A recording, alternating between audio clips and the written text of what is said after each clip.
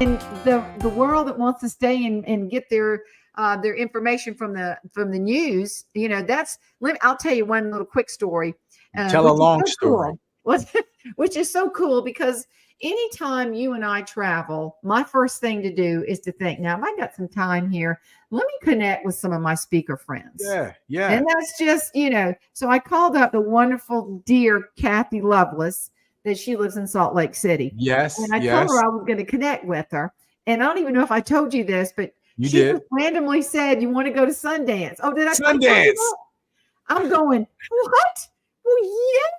Sundance film. Time out. So are you telling me, Jane, hold on. Are you telling me you got an invitation from someone to go to Sundance and you currently have a screenplay and a book that's getting made into a movie and you just think you just happen to have gotten an invitation that's to Sundance? True. Can I tell you something? For anybody listening, you won't get the invitation to Sundance until you write the book or until you write the script, because there's something magical that happens about doing the work and then watching all the luck fall into place. It was just the most. It was just a spiritual, which is a good thing. I mean, it's another God moment. The next couple of days with you was another one, and I mean, Kathy didn't know that I was doing this. Nobody knew. Not the woman in charge. I spoke with her, but here is what I was so inspired. There's a gentleman. He's from Hawaii, and he had a man bun. He had dreads, and about this much of the dread was bleached. And I just knew, I said, this guy, just his vibe was, and he was up on the stage. Did I tell you this story? Did he kind of look like me if I would have had dreads? Yeah, with dreads. Like me with dreads? Yeah, and a man bun. And so he's a film person.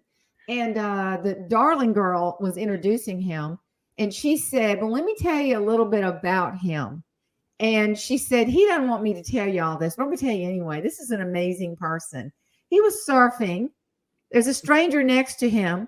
A shark came up and bit the stranger's leg off. And he paddles over, gets him on his surfboard, saves his life. The shark is circling his surfboard, and he's beating the shark off up to 3 feet of water, saves this guy's life. Okay. So I'm sitting here looking at this guy with the man bun, with the dreads, going, what a hero. He'll never talk about it.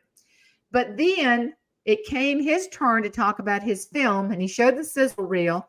The man goes to Africa and finds orphan children who have been put in orphanages by their mamas, because the mamas have learned you can't afford this child.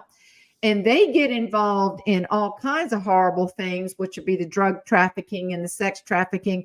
So he's pulling out the kid and taking him back home to the mama.